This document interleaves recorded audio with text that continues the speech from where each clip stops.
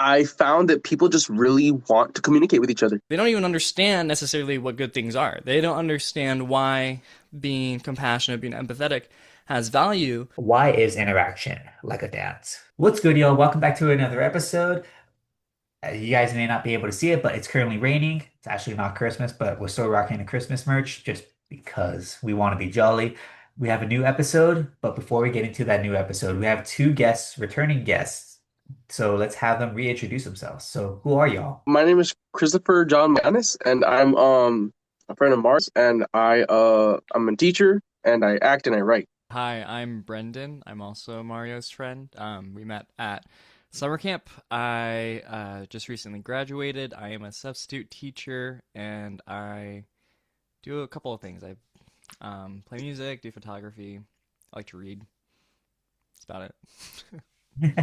Like these are all great things. You can tell we're all teachers, all that fun stuff. But the biggest thing we want to talk about is human interaction. All of us being teachers, we interact with kids of all different age ranges, from elementary school, middle school, high school, especially Chris, you being in theater.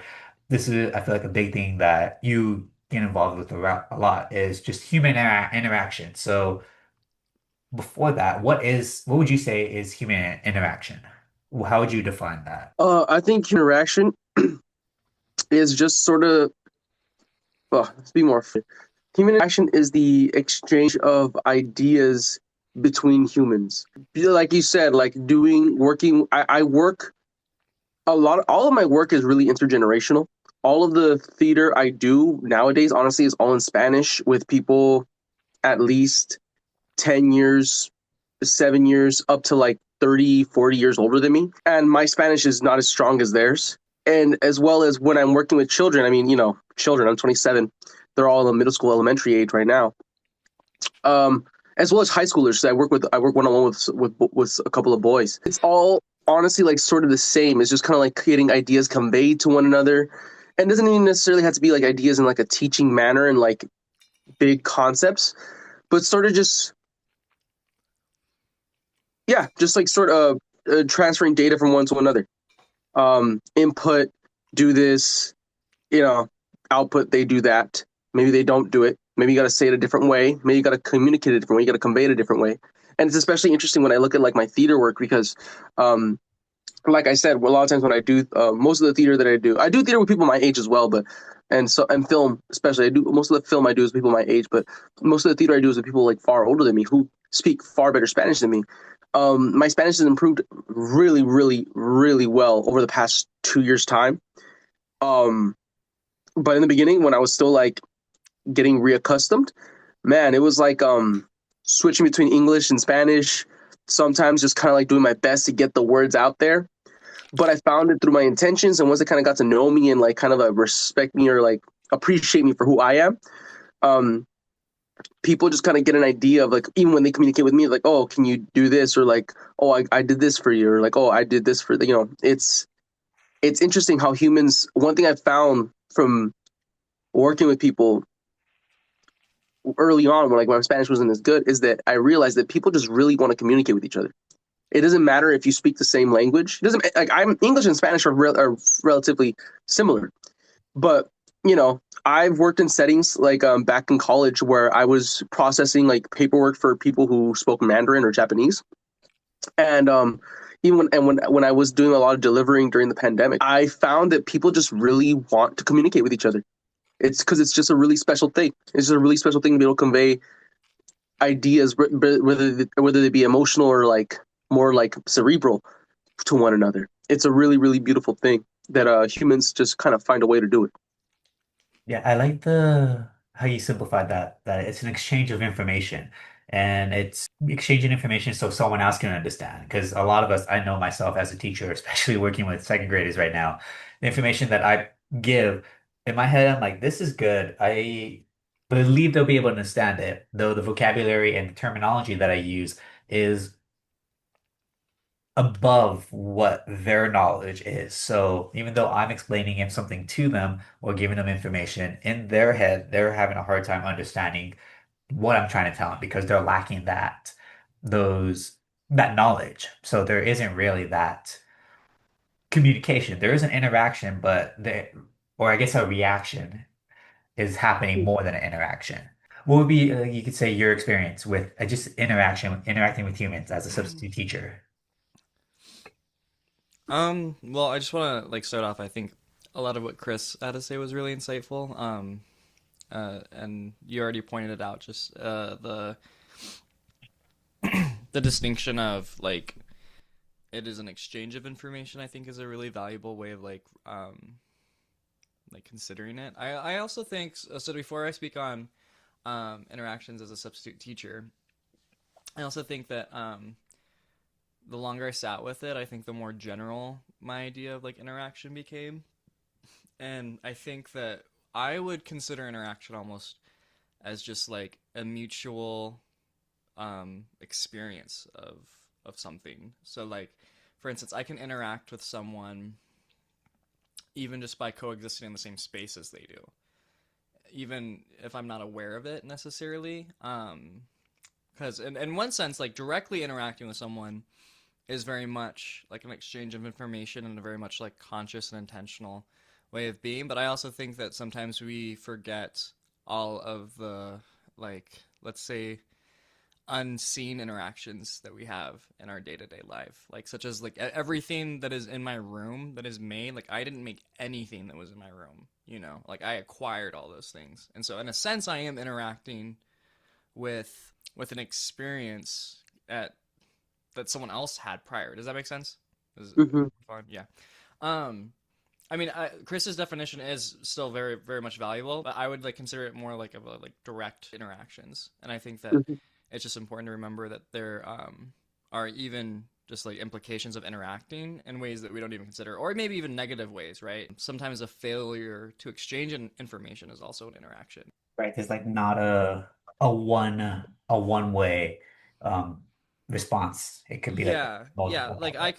could, for instance, if I'm trying to instruct someone and I'm not able to, like now I'll talk about more like teaching. Like there have been times where I will go in and interact with the classroom, and um, it very much is like this. This is a concept we talked about in school at one point, but like there's like a mutual accountability on someone like on a listener and on a speaker or on an instructor and a student. And the first one is to the instructor, the person that is relaying information to another or trying to portray it to another, has the responsibility of making that very explicit, very cohesive, and understandable.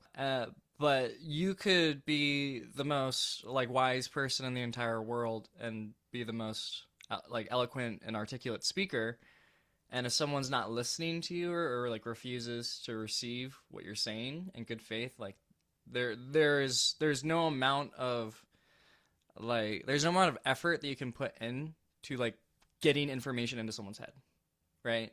Like it very much is a mutual accountability. And so I guess for what I would say about though like my direct interactions as an educator is that I think that there is a lot of like dysphoria when it comes to like information, or when it comes to like education or knowledge. I think that people think of and comprehend things in completely different ways sometimes. And so even when you're referencing the same thing, there could be two very different experiences or two very different approaches to a thing. Like I remember, I wish someone would have explained math to me when I was younger as like it's like a language, because I never understood that up until like college. That like math is like a way of like using symbols to convey like conceptual ideas. I always like thought of like a number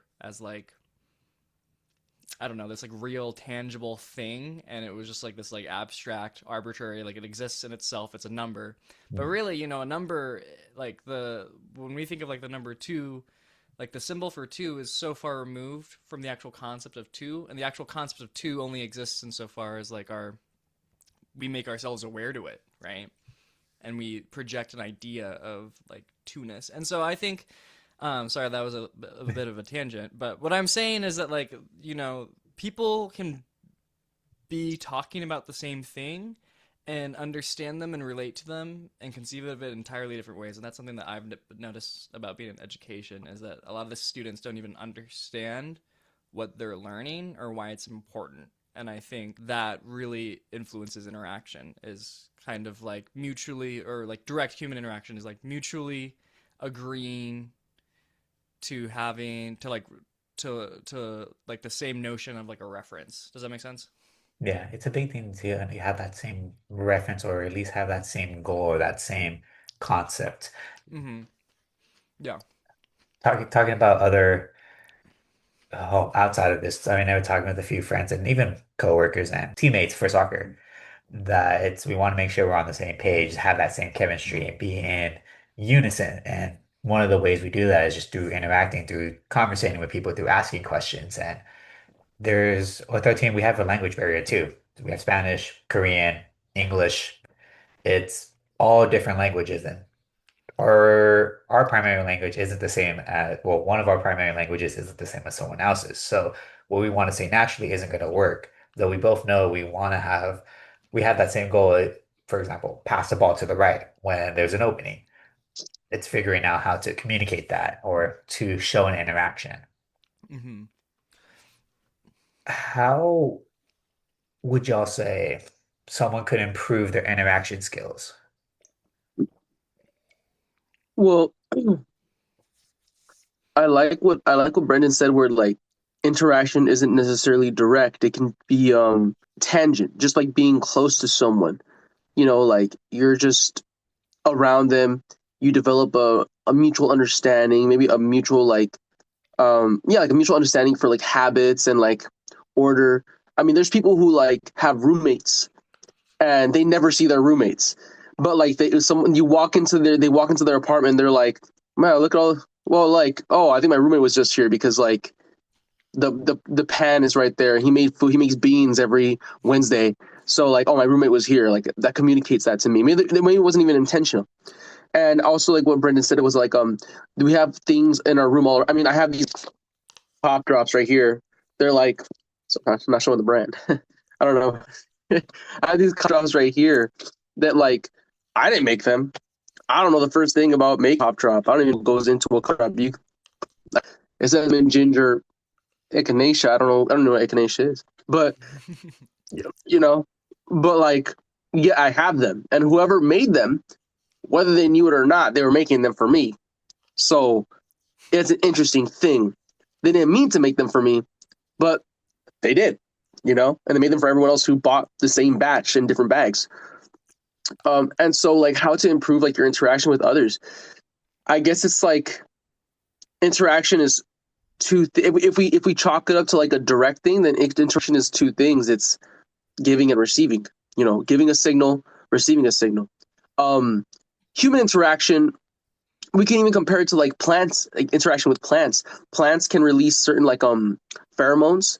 They're like stress pheromones that let other plants around them know like, hey, it's time to ripen your fruit more quickly, or time to start dropping leaves, or looks like there's rain coming, looks like there's a fire coming, watch out. Like plants can do all these things. So how do we like translate that to humans? I when you see someone turn in one direction, everyone does the same thing because it's just like an ingrained thing, an ingrained genetic like code that we communicate with each other with. So improving communication. I guess the only way to improve communication is to be around humans more. That's the only way. Because we could say more specifically, like, well, you read books on communication, um, you practice teaching more, but really the answer is being around humans more. Because you can't improve. Because I remember during the pandemic when it was the second time representing the pandemic, dude. Live in the It's a thing. present. It definitely affected us. All right, I'm still stuck there. No, in some ways, but no, like I remember during quarantine, like I was definitely getting to a place where like I didn't want to talk to people. And like I think that definitely like undid some of the progress and learning I had done with communication that I think I've recouped since, and actually I think I've learned from. but like yeah, it taught a lot of people that hey, maybe I'm not as much of an introvert as I thought I was, or maybe I'm more of an introvert than I thought, or maybe I'm not as much of an introvert as I thought I was. Yeah. Um, and so really the answer is to spend more time with others and to spend more time with yourself. Because communicating with yourself is also tantamount. Some people don't talk to themselves at all. Some people don't listen to themselves at all. Some people are uncomfortable constantly, but they just ignore that and they just keep on doing other things to fulfill others like desires and stuff. It's not good either. I like that you mentioned that it's just the simple aspect is just being around people. It's not good, it's not bad. I'm someone that does that a lot, is that it has it's either this or that. And you well, reality is there is that great perspective, or it's not even a black and white at all. It just is. Interaction is just interaction. Being around someone is just being around someone. How you think about it is usually what makes you determine something good or bad, if you could say that. No, definitely. Because honestly, I think one thing that I think one anxiety that lives with me like sometimes. No, I think it lives with me is the prospect of an altercation getting escalated to physical violence. Not necessarily because I'm afraid I'll get. I guess I'm afraid I'll get hurt, of course, but I just I'm almost I'm almost very oblivious to those cues of when people are getting set. As how I was raised, that because how my brain is built. But I'm very oblivious to the cues when people are saying. People have told me multiple times, like, "Hey, that guy was getting kind of aggressive with you," or "That guy was getting kind of angry at you." I just didn't even know, and it's the idea that not only have to defend myself, but also the people around me that I love, and it's because physical violence is, whether we like it or not, is a form of interaction, is a form of communication. Yeah. Uh, and so that is one thing that lives with me, where it's dang, should I should I be getting better at that form of be getting better at that form of communication? Should I be going out and picking fights more often to figure out the cues and figure out the when what comes? But obviously it's sort of when it comes, you know, and when you know, you do. So yeah, trusting yourself. Again, communication with yourself though. That's communication with yourself. Yeah. What are you thinking, Brendan? I saw you grab the holy book of books. I did. Do you mind if I read some precious words from our holy scriptures? I say go for it. There's always some wisdom in there. Well, yeah. Let me preface this though. Well, I really like what I like what Chris said throughout all that he said, but especially the very beginning. It resonated on an idea that has kind of been sitting in the back of my mind and surfacing a little bit lately. And I was actually thinking about it before, when you messaged me for the podcast episode. I was starting to consider it more often, um, and so it's not a fully realized thought. So maybe it might sound like nonsense, but bear with me because I've been kind It's of still cooking. It's still it's still marinating. cooking, yeah.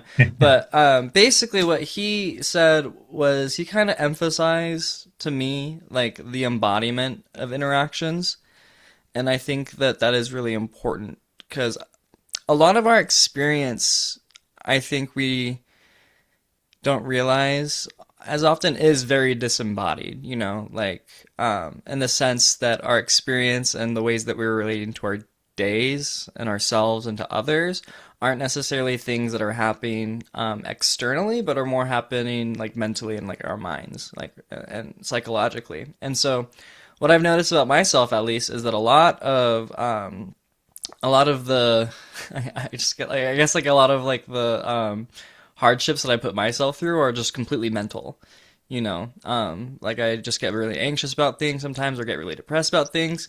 And while that affects my body, it is in a sense a form of a disembodied experience, right? It's not my anxiety isn't sitting next to me embodied in the room poking me, right? But the reason why I bring all this up is because what Chris mentioned is just proximity to other people. And also understanding the embodiment of things, I think, is critical for interaction, specifically interaction as communication, because like we said earlier, we want to be making sure that we're conveying accurate or precise ideas to one another. And if we don't have a fundamental understanding, like what Chris is saying, like of others, of ourselves, even the world around us, how do we expect anyone to understand anything that we're saying if, like what we mentioned earlier, we're referencing things that are foreign or alien to people, or we're referencing things and relating them in a way that is completely unique or niche to us, right? And that's how you, I mean, and not to say that you can't have your own individualistic experiences and opinions, but in terms of relating to people, you want, the whole point of communication is relationship, right? You need to relate to someone. There needs to be some commonality. Otherwise, there is literally this invisible linguistic intellectual wall, you know? I can't understand something that I cannot relate to or reference or comprehend. The only thing that I can know about it is I don't understand what that might be like, right? And so a lot of that has to do with embodiment. And I was reading, this is where I'm going to read scripture. I was reading James chapter 2 this morning, and he's talking about faith and deeds. So it's going to be a moment. So some of it might not be relevant, but I'm just going to read all of it.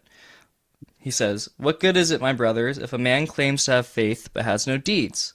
Can such faith save him? Suppose a brother or sister is without clothes and daily food. If one of you says to him, 'Go, I wish you well, keep warm and well fed,' but does nothing about his physical needs, what good is it? In the same way, faith by itself, if it is not accompanied by action, is dead." So I'm going to stop there for a minute, and I'm just going to say, for me, that's what action is it's that embodiment of interaction, and it's literally interaction and then action, right? It's so stupid, but that's how words work, I guess. Woo, yeah. But literally, like actually, it is the process of enacting out something that is existing internally, right? And I think for me, at least, something that I've noticed is a lot of my like a lot of the relationships where I'm like, wow, I really wonder if they know how I feel about them, or like I really wonder if we're as close as we could be, or that like we relate to each other as we could be. Usually it has to do with because I don't actually feel like I'm properly enacting out like my feelings towards someone, you know, like, oh, maybe I'm not like affirming them as much as I should be, or maybe I'm not communicating with them as directly as I could, right? Even if I have all of these like latent emotions, all these latent feelings towards someone, if they're not being enacted, that exists, you know, in the void of my own experience. If that's never put out into the world, that dies with me, right? And it's the same thing too if we want to like dilute it down to something more tangible. It's the same thing about like when we consider like what legacy is. And I was thinking about this the other day too, is that, you know, whether you like it or not, you're gonna die someday. I'm sorry to tell you. Like 10 out of 10. That's the sorry, one sorry, statistic. sorry to break the news. I know. Stop. Spoilers. But you know, and you come into this world with nothing and you leave with nothing. And that is a scary and sobering thought. But I was thinking of the world. The students were doing this thing at school the other day where they like walked down the hallway and they had all these posters for with all these teachers' names, and they would just write down a little message for a teacher, and they'd walk. And I was thinking of the world kind of in that sense that like the world is the space that we exist in, and there are people that are in front of the line of us, and there are people in the back of the line that haven't come yet. And when you walk through that space that is the world, you leave your impressions and you leave your essences of yourself and of your existence and of your experience in the world through embodiment, like, right? Through physical things. And in this instance, it was language. And making sure, you know, you can communicate anything that you want, just making sure that those things are important things that you're communicating, not only in ways that people can understand and comprehend, but in ways that make, you know, the world a better cultivated place, right? Like if you use your abilities, like your capacities to interact to spread disorder or negativity or to cause harm on other people, That's a big deal. Just a little bit. It's a little bit of a big deal. Sorry, I don't know. I was like trying to think like how could I'm like, you know what? It just speaks for itself. I don't need to sit here and tell you why it's important, right? Mhm. Yeah. I mean, it begins to that at some, I guess like at some point it's coming to that realization. And Hmm. even you can even tie it with interaction, or maybe that's just my brain trying to make that connection that I'm probably not gonna go there. Like I'm thinking about it, I'm like, no, I'm just trying to make a connection, or maybe I'm just trying to say something to Hmm. make my voice heard. No, but Happens sometimes. I want to say something about the. I love the passage you chose, Brendan, because it talks about faith is nothing without action to accompany it. Hmm. Um, because I was talking to my girlfriend recently. Like I said, I work with a couple of teenage boys, mostly one now. The other one, he's graduated from high school, so I don't see him as much, but I still talk to him like on a daily, every other day basis. But the one in South Whittier, it's like Southwest Whittier, he's at that age where he's like learning a lot of new things, and like his internet's crazy now. So he like, he talks about a lot of stuff, and like sometimes he says things, and I'm just kind of like, oh man, and like it makes me nervous and anxious for him because I've been with him for like 5 years now. Hmm. But then I always gotta like step back and think about the fact that like, wait, when I was his age, what was I saying? And I was like, oh yeah, just as bad, if not worse than him. So and like now I'm me and now I'm here and I'm pretty like I'm fine. Yeah, I'm chilling. I like you said, Brendan. I don't use my interaction as a means of hurting others or like doing bad in the world. Yeah. So one thing I told my girlfriend when I'm telling her about what he says, and she's like, "Oh man, like that's a little concerning, But she's not like judgmental though. She's very like just takes it in. 'Cause she knows she's a kid. And she's like, "Oh wow, like have you talked to him like this? Have you told him this and this?" And I tell him like, I tell him all those things, but at the end of the day, faith is a very radical act, an Hmm. act, and that means having the faith to like tell him like what I think, like and how I feel about what the things that he's saying, and like, and then also having the faith to let go and be like, go forth into the world and be who you are, Hmm. and I believe that you will be a kind person. I Hmm. believe that you will be an empathetic person, and Yeah. like he constantly proves that right. So it's Hmm. like I like the passage that you chose. That yes, faith is nothing because if I don't trust him, well then Hmm. what is all my faith worth? Yeah. You know? Hmm. Yeah. Yeah, and I think it's the what happens when that cognitive dissonance that we're kind of talking about, like we haven't really like specified it yet, but we're kind of like referencing this cognitive dissonance between belief and inaction, right? And for instance, like everyone wants to be a just person, everyone wants to be a patient person. The thing about those virtues is that while those are concepts, those are ideals, those are really more so not entirely, but just for like lack or just for the sake of what we're saying. Those are things that kind of what Chris was mentioning earlier are it's a continuation of patterns, right? If I consistently show up and show myself as someone that is a just person or someone that's a patient person or a kind person, that reputation that is built ends up becoming part of my character, who I am, right? And I kind of preface that with like, it's not just the continuation because sometimes people do things like virtuous things for bad intentions. And so I want to make that clear that like, just because you do something that is like on paper a good deed, it depends on the character behind that, right? That's what's interesting. It's very much this thing that is almost entirely like psychological, spiritual, internal, whatever you want to call it, but requires action at the end of the day. And I think it is because of how those ideals they need to have such a deep impression on your being that you can't help but express that, right? And just to reference scripture again, it says that like out of the body, like overflowing out of the body, is what or I'm butchering it. But basically, whatever's inside the body overflows, right? Yeah. Like you can't help but to express or release the things that you've stored up within yourself, Yeah. right? And I think that that is more of I think, well, and now that I'm saying this, it's not necessarily even just the desire. It is literally the discipline, the storing up, the continuous desire to do something. Because even when I want to do good, it's really difficult. I mean, Paul says it too. It's like I Yeah, do the things I don't want to don't do, want to and do. Yeah, it has to be so built up within you yeah. that Hmm. like you just can't help it anymore. You just release it. There was one more thing that I wanted to say about what Chris had just mentioned, and I'm kind of forgetting it now. So maybe I'll just stop while I'm ahead. If it comes back, I'll. It'll pop up for I sure. hope it does because I was really excited to say it, but I forgot. If it's like post recording, we'll just re-record that one clip. Yeah. Disclaimer. Disclaimer, this is what it was.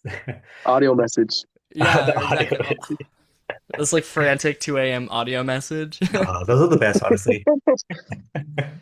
Character's a big thing, and it just kind of opened up a bunch of memories that I think I'm getting sick, so maybe that's why nothing's really flowing out in. I'm just saying random words right at the moment, but character plays a big role into it, so just interaction and also having that you could say rapport with others. And like Chris, you mentioned earlier with roommates, you know your roommate maybe makes food or maybe does a certain thing for a certain reason, and builds that character. It builds or it becomes a part of their character and ends up becoming part of that way of communicating, and it even ties into that you don't have to say anything or do anything. It's just that way of interaction and having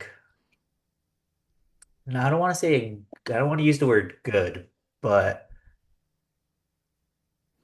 having a you could say a positive character or positive traits would lead to something that's more positive or have a better interaction, you could say, if that made any sense.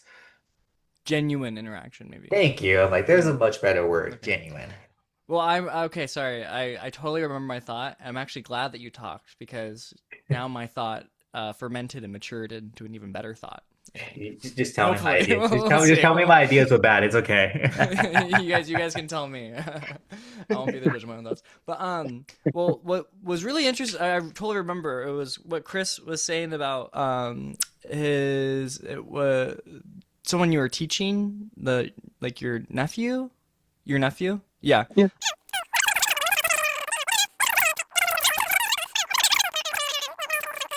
There's actually we studied a French philosopher in school by the name of Jean-Jacques Rousseau, and he had this really interesting idea that a lot of human experience now is a direct and exclusive result of being in relation or being correlating to one another. And so he thought of man as or humans as two separate experiences before other human interaction and also in isolation.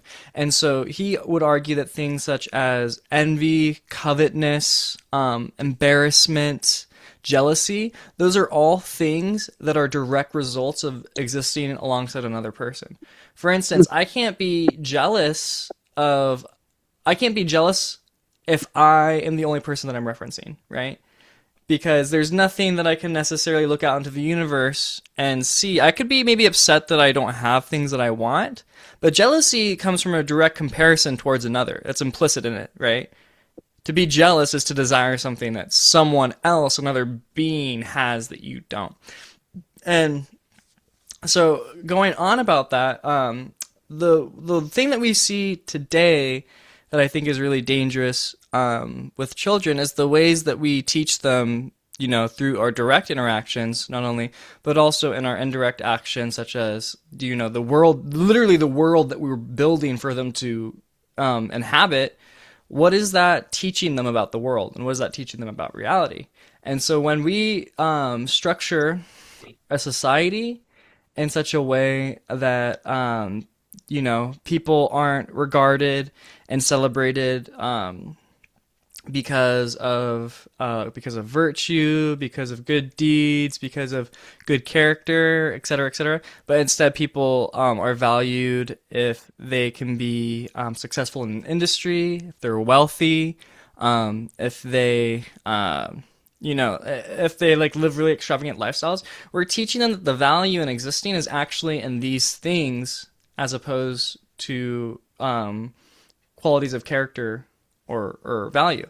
And that's why I think you see so many kids that are just completely jaded with education, or that they're just completely jaded with a desire to quote unquote do good things. They don't even understand necessarily what good things are. They don't understand why being compassionate, being empathetic has value, when they've been taught that the things that should be celebrated are individualism, are self-sufficiency, are like self-ambition, right?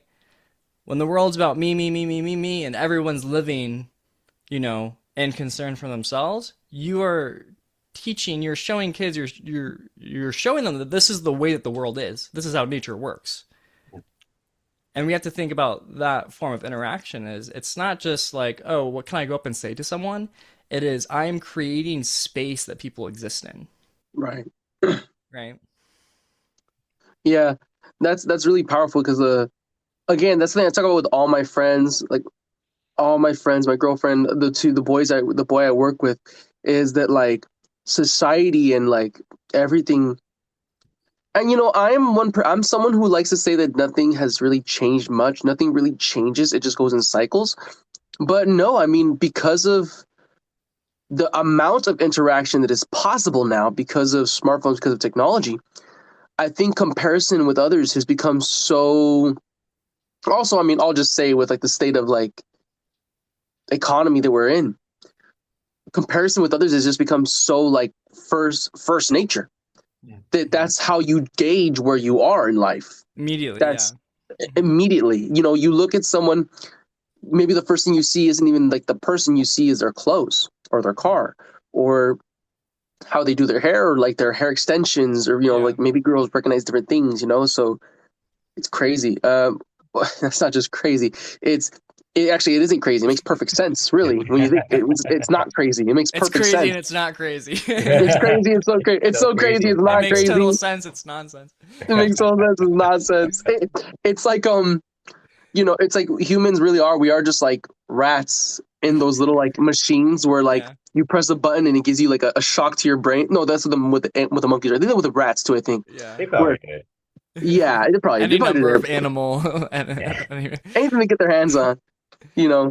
We really are just that. We're just pressing buttons that send good chemicals, Mhm. and some people like are less aware of it than others. Yeah. Mhm. Mhm. And yeah, it's not their fault though, because like it's like stuff is so circumstantial. Yeah. Something is not their fault. Most of the time, I would say most of the time it's not their fault. It's a lot of Mhm. systemic problems. Yeah, and that's what's funny is that that's a lot of what education is really. Right. It's rewiring your brain so that when certain buttons are pushed, certain chemicals and certain ideas trigger, and others, are regulated or um whatnot. There was something that's so interesting that you were saying. What was the very first thing that you said again, too? The very beginning. Responding to you. Yeah, when you Oh, yeah, the you just said. technology has made it so Oh easy to yes, like, yeah. comparison. Yeah, well, that's what's funny. Well, we're talking about interaction being as creating environments, right? Creating experience, creating environments. And I was talking to, if we want to throw in maybe a little bit of a political spice into this for just a moment. I'm not gonna say anything crazy. Preface, I'm not gonna say anything crazy, but I think that that's why the political climate is so precarious, especially too, is because of this technological environment that we've created. For instance, if I wanted to learn about something, if I wanted to, if I couldn't experience the world unless I left my house before technology. I had to literally walk out my door, go down somewhere, go out of state, go out of town, go downtown, wherever.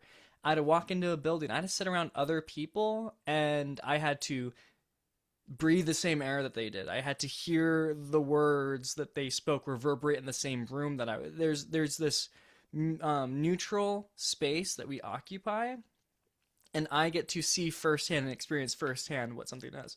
What's dangerous about the internet is that you are now existing in a completely virtual space, secluded from anything that has not been um, like cultivated by you. Like when I get on the internet and I experience the world, I'm doing that in my room that I organized, that I decorated. I'm getting on websites that I've chosen. I'm going and getting now especially with all the information data exchange, I'm getting algorithms that are giving me content suited specifically to the way that the internet has deemed my brain thinks, right? And that's really dangerous because I am essentially creating my own environment. Mm-hmm. I am susceptible to believe anything that might have hints of bias anywhere that I haven't even understood, right? And also not experience and understand new things, right? Because, for instance, like if I really disagree with someone, but I go out in public, I'm forced to sit there. I'm forced to at least be like civilly cordial. I can't shout at them or shouldn't shout at them. I have to hear them talk, right? I like one of us has to like walk. We have to leave our space. What's dangerous about the internet is you get on and it's like your brain doesn't even register that that's a real person. And I swear that's why people say some of the most horrible, horrid things. They're just terrible people on the internet, but they just don't understand. Their brain just really doesn't do like the extra effort of like going and like projecting an idea that like there's a human mind behind that is that. going to receive this information, that is going to process this. That's why people say terrible things. I think, a majority of the time is just because they are just flippant. They don't care because they're being lazy. Like they're just being mentally lazy about what's they're actually doing, right? Brendan, where are you physically right now? Like, what part of California? Oh, I'm in Oregon. Dude, I could like, I'm talking to you right now from Southern California. That doesn't make on like a timeline of humanity of like biological life on this planet. It doesn't make any sense. It should be That impossible. Yeah, with maybe a 0.2 second delay of like receiving information like of the interaction. Imperceivable about like delay. I know. I think about that. I'm like, where's what's happening like physically with the electricity? Like how does it work? How does it travel so fast? I'm looking at you. Yeah, I know, right? It's rude. Yeah.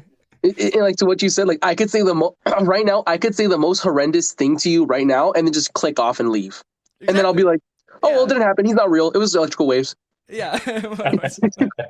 I'm looking at your face. I see that you're a human. I could just do that. People do that all the time. People, yes, it's ridiculous. Omegle? Ooh. Yeah. Well, because it is very much about this conditioning. Again, like when I wake up each day, I am consciously and subconsciously training myself to understand my world. And when you think about the novelty of existence, it's fascinating. I mean, not to be that person, like, wow, we're humans, we're on a rock, but it's crazy. Like I wasn't, and all of a sudden I am, and I'm not going to be again soon. And like it feels like every single day the speed increases. I'm just shooting through my life faster and faster, and it felt like I understood more about the world when I was younger because I didn't question anything, right? It really is this crazy thing. We're training ourselves every single day how to understand the world, how to understand ourselves, our position in that, and others.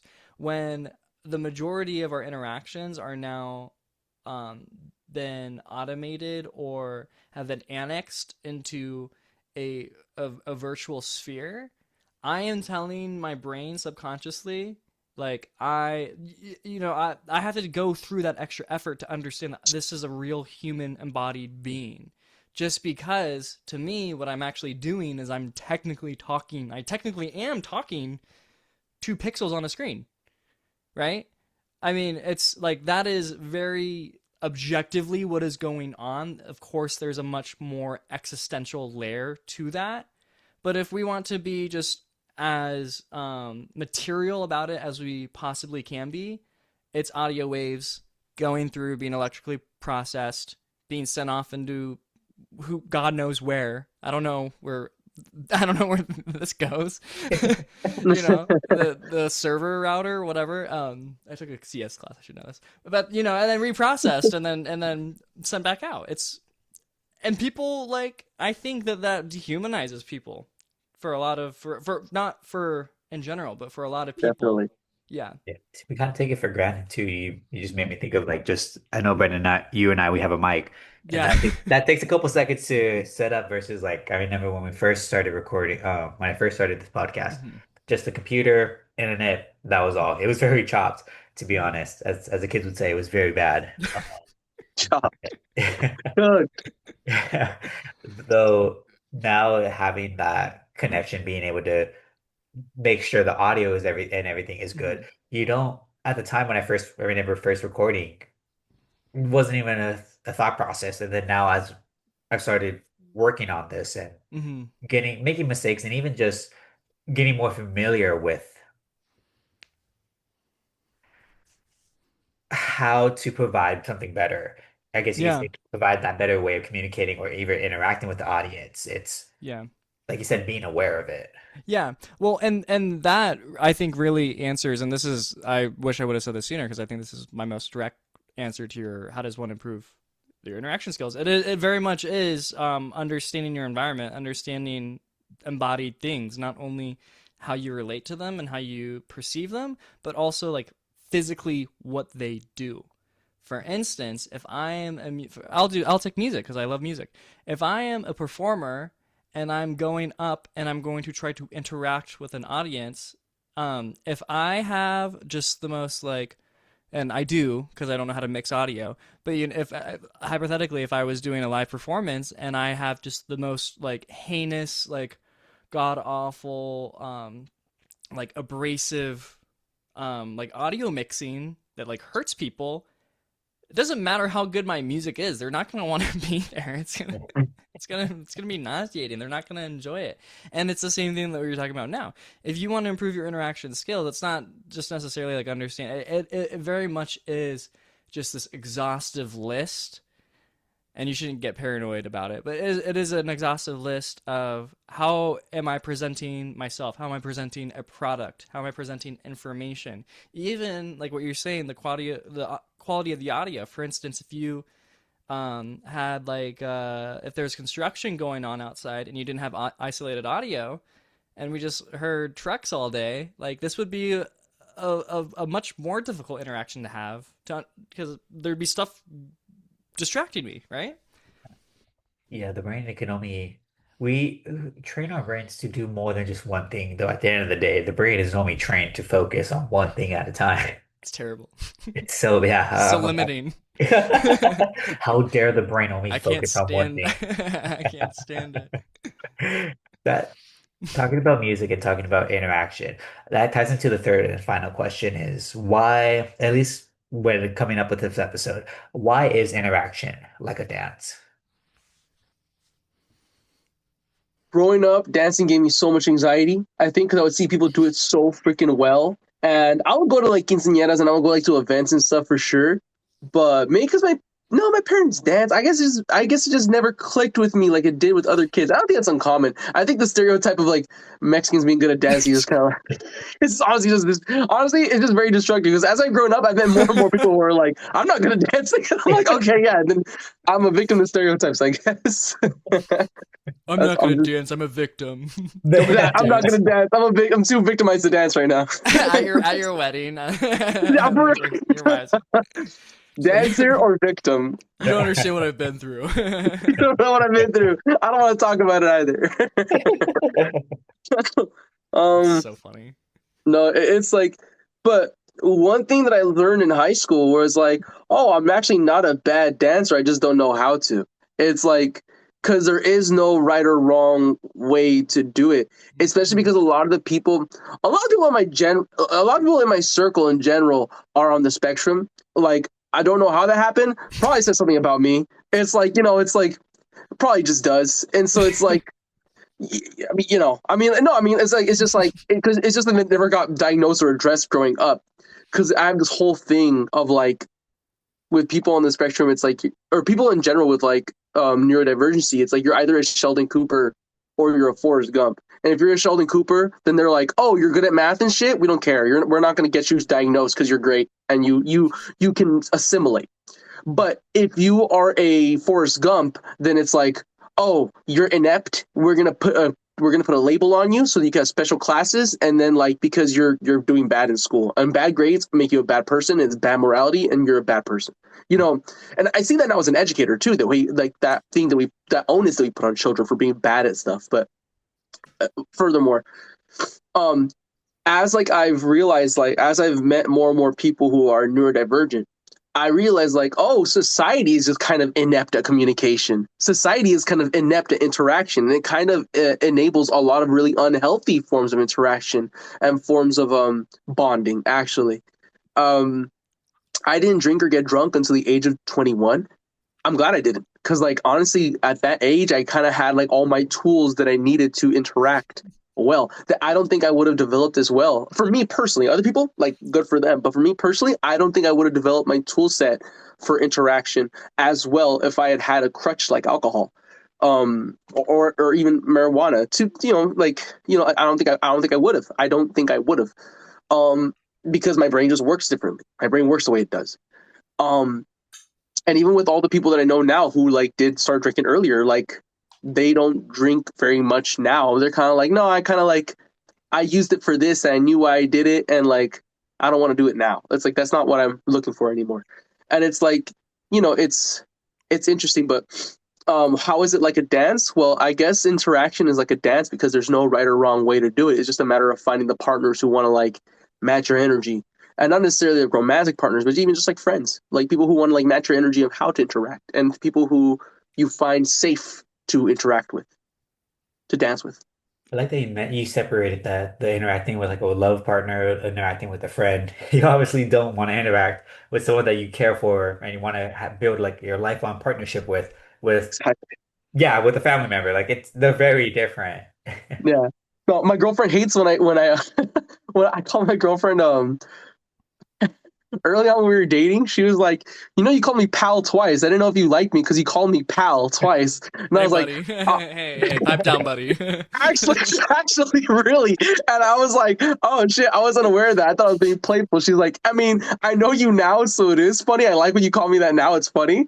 But at the time, it was very confusing. And it's like, no, but see, that's just like another thing of interaction where even the mere fact that she's willing to communicate that with me is like that's a good sign of like we're the same type of dancer. We're like you can communicate that with me, and I can take it in and not take it personally or get upset about it. I could be like, oh, valid. I see what you're saying, because it's and that goes with friends. Same thing, because I've had misunderstandings with friends, and we've danced it out. Yeah. Even though you may not be the best dancer at the moment, it takes time, it takes practice, and you can eventually adjust and adapt to be able to find that rhythm that I was saying NC. That was another. Maybe just say rhythm to have that chemistry. Synchronize. Synchronize. Thank you. Synchronized. This is why I have people on because I need help. We all need help. Um,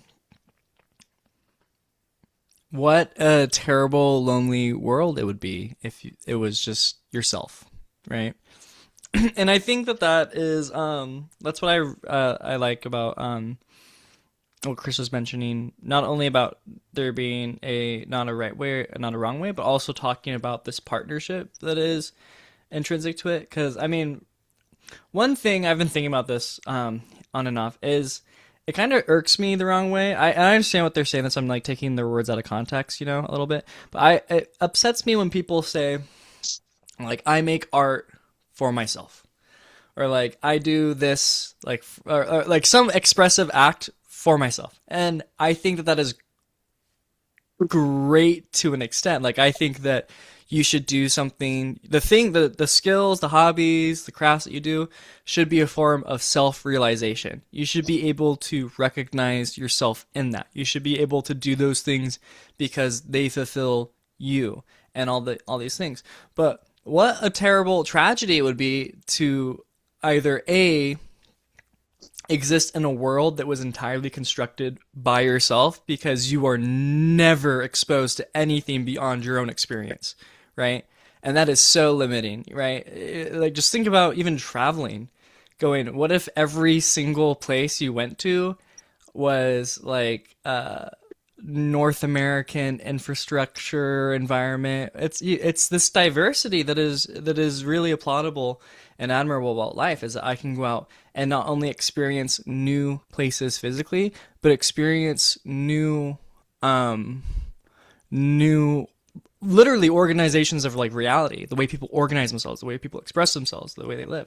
But also, just how wonderful it is to share something with someone and have them recognize that for you. It's a gift, not only in one instance that I'm able to experience what other people have to offer, but I'm also able to um, receive that affirmation and that recognition from another person that I desperately need as a human, right? We exist for relationships and we exist for partnerships. There's actually, I was kind of wondering whether or not I should bring this up the entire time because seemed relevant, but it's kind of a slippery slope. There's this German philosopher Hegel, is really difficult to read, and I didn't understand a lot of it, so I'm not going to talk about it too much. But one of his most famous contributions to philosophy was, it's called the slave master dialect, and in a very, very, very general sense, it's this idea between two conscious beings going out in the world, understanding their own self awareness and their own consciousness, and seeking that in a external from themselves, seeking another cognizant, self autonomous, like, self-aware being. We want that, right? We feel alone if we don't have that. If I'm the only thing in the entire universe alone, that is a incredibly alienating existential feeling. But not only just that, but because it is, I believe it is hardwired within me to share things about myself to others, and it is hardwired in me to receive other things about other people from others.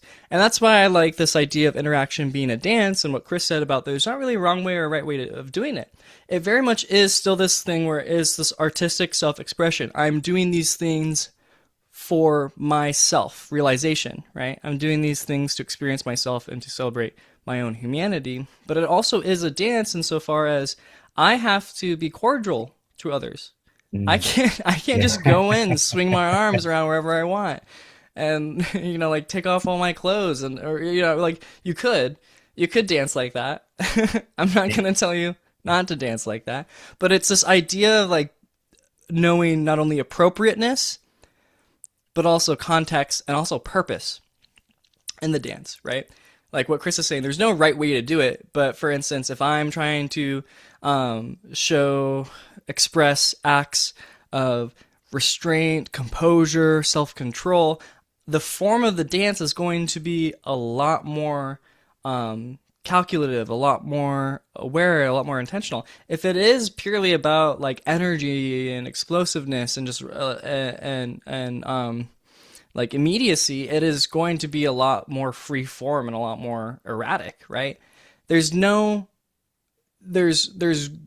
purpose in both of those things. It's understanding who you're dancing with, what the dance room is like, how you're feeling, what needs to exist in the world. It really is this understanding of what needs to exist in the world and what does that need to say about the reality of the world, right? I don't know if that made sense. Did that make sense? It did. I'm not gonna Yeah, lie. makes sense. Yeah. Okay. I was just about to say, I wanted to say something, and then my brain just shut No, down. it's It's like, okay. no, you're just gonna nod your head and awkwardly not respond. Okay, so sometimes I just say things and I'm like, what did I just say? My brain was Yeah. processing the German philosopher. I'm like, yeah, yeah. No, No, no. I don't know.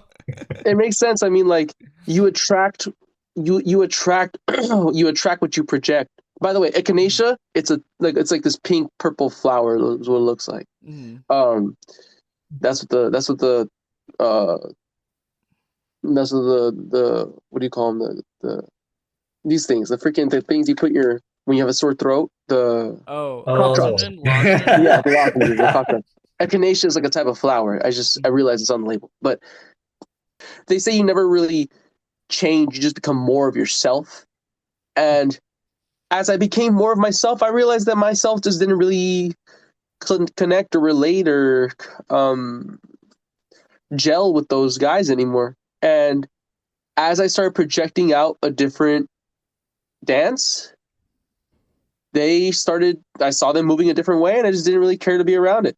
And little by little, I just kind of like distanced myself from them and it created some static. They wanted like, hey, why aren't you dancing with us anymore? Like, well, I just don't really want to. I don't really like the way you guys dance. I don't really like the way you guys interact. I just don't really appreciate it. And I don't want you guys to change on my behalf. So I'm just going to like, you know, Yeah. leave, and essentially it's like, you have to have that wherewithal to dance your own dance in order to attract other people or to find other people who have that same um who enjoy that same thing. I think one thing in life that I've been very blessed with, honestly, is that I think for whatever reason I've always been pretty good at dancing my own dance. Mm-hmm. I think maybe in spite of like maybe like almost maybe sort of maybe even to like spite others who don't like the way I dance. It's just like I just have like a voice in me. It's like, man, screw you guys. Like I want to make you guys angry. It's like the troll in me. It's like You're rage I want to do baiting this people. totally, yeah, just to aggravate people. It's like, but I think I learned relatively early on that like, oh, like that's a mechanism for finding others who are true to themselves. It also attracted, like I said, people who were also interested in just bothering people, which is why I disconnected with those people eventually. I realized that that's not what I wanted to do anymore. But like it allowed me to find people who to this day I have a pretty like good circle around me, and like people tell me like, wow, your friends really care about you. I'm like, yeah, like they really do, and I'm lucky to have that, and I really care about them as well. I hope they know. Yeah. I think I show it. So it's like, yeah, I see. I think I see what you're saying. You attract what you project. Yeah. That's what I took from Brendan. Well, also thinking about too this analogy of like dancing. If I walk into a school dance or if I walk into a party or and like there are people in the middle doing a mosh or there's people on the side having a dance off, there's people over by the punch bar, what I want is going to determine what crowd I end up going to, and what crowd I'm in is going to determine a lot of things about my attitude. For instance, if I'm literally dancing with someone, and they're dancing, let's like use the concept of like the way that they're dancing, like the lives that they're living to like the music. If the music of their life is high tempo and producing like a style of dancing that you don't feel like aligns with you, but you're there dancing with them, you are conforming to what they're doing, whether you like it or not. It's literally set to a specific tempo. It's literally set to specific music. If you, this idea of attracting what you want is if you go out and what Chris is saying, like do your own dance, if someone else walks in and assesses their options, like it's a natural filter, and it's the kind of just like the nice thing about just like being yourself. You want to find like-minded people, be who you are. Like-minded people will find you. And the tragedy is that maybe there aren't that many people that think like you, or maybe you're just not in a place that you need to be, and that can get really really helpless really quickly. But the thing that's encouraging for me, at least, is that our experiences, whether we like want to admit it or not, are not all completely different. They're actually very, very similar in a lot of ways. And I'm a firm believer in just like divine appointment. Like I truly believe that when you follow God, when you surrender, the control of your life that you have, that the person that you need to become will be formed. God is faithful in forming the people that like come to him and seek him. And not only is he good at forming you, he's good at providing for you. To think that like if you believe in God, to think that like God made you and it's some cruel God that made you so special and so alike that there's no one else that could ever like relate, or like to think that God isolated one person to like complete solitude and like misunderstanding is kind of a bizarre idea, right? And who knows, maybe your lifetime here might be like that, but Yeah, you're Womp never, womp. yeah, at the moment. Yeah. You deserve to be alone now. Yeah, exactly right. Yeah, it's your divine anointment. I know, no, I do think all things work together for the good, those who love him. You will Most meet the people that you're supposed to meet. The people that you're not supposed to meet won't be in your life. It's everything works. The older you get, the more you realize how true that statement is. The older you get, the more things connect. Whether like it's a mistake that happened in the past, something that you feel terrible about, it all becomes a learning lesson and something that ends up being useful for the future. Yeah. With the correct posture, right? Very true. Yeah. Yeah, but it's all about looking in that perspective and being open-minded. I think that's something we haven't specifically mentioned that at the end of the day, in a human interaction, how to improve it, how to dance is that you need to be open-minded, not oblivious, but being aware, like, is this the way to react? Is this the way to interact with someone? If it's not, okay, how do you interact with this? Yeah, that is a really Why? good point. And if you want to get on that deeper level, why did that not work? Because Hmm. it may that dance you're having with someone may be a great dance, though in that time, in that moment, it wasn't a good dance because of X, Y, Z, some variable that had happened. Circumstances, yeah. Circumstances, yeah. Things very a lot of everything's very circumstantial. And that's kind of the discernment that we're using. That's what's scary, is that sometimes we just like want a roadmap. Like, oh, when someone says this thing, say this to them. Like, this is a real this is a real good. This one works. This line works a lot. Or Stereotypical, neurotypical. It's like, all right, it has to be this. If this happens, then that happens. yeah, and it's just not the way that things work. And I think it's for the better. Sometimes it's discouraging. I think the things that work that way, that need to work that way, do, like math, for instance. But experience would be it would get old if you were told this is the way that things should always be constantly. And anytime that there's something like this is the correct protocol. Like, we don't live our lives based on protocol. We implement protocol into our lives to assist them, but we really exist, for the dance itself, for the sake of the dance, right? Hmm. Yeah, especially you reminded me of like when you go on a date. I haven't been on many dates, but just interact with new people. When you have a good interaction, when you have a good conversation or discussion with someone, you desire to have More. more of Yeah. that, Hmm. and you find ways to create opportunities to do that. Yeah. Yeah. Yeah. With that, that is, I want to say something silly to like connect dancing and ending the show, but that's just how it's going to be. But with that being said, that's going to Yeah. be it for the episode. If you have any questions on interaction, communication, even dancing, there's videos out there, there's episodes out there. There's a lot of resources that are available, and just go out and be silly. One person dancing alone is you looked at weird, but with a group of people in sync dancing the same moves, wailing their arms, it becomes pretty cool. So go Yeah. Flash out mob. there, It's a flash have mob. fun. With that being said, PSA, pass the smile, stay safe, always be awesome. We'll see y'all next time.